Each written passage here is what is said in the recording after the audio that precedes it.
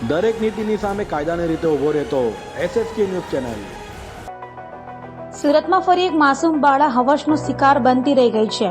5 વર્ષીય બાળાને આઈસ્ક્રીમ આપવાના બહાને નરાધમે અડપલા કર્યા હતા। હાલ પોલીસે નરાધમને ઝડપી પાડ્યો છે।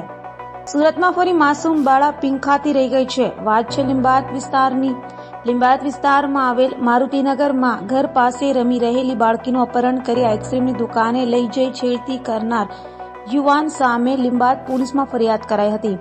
યુવાન ઉચકીને અન્ય સ્થળે લઈ ગયો હતો। દરમિયાન પાડોશી આવી જતા બાળકી બચી ગઈ હતી। આ મામલે પોલીસે ગુનો નોંધી તાત્કાલિક તપાસ હાથ ધરી નરાધમ અંકિત કુમારને ઝડપી પાડી સળિયા પાછળ ધકેલી દીધો હતો। હાલ તો લોકોમાં નરાધમ સામે ભારે આક્રોશ જોવા મળી રહ્યો છે। દરેક નીતિની સામે કાયદાની રીતે ઊભો રહેતો SSK ન્યૂઝ ચેનલ।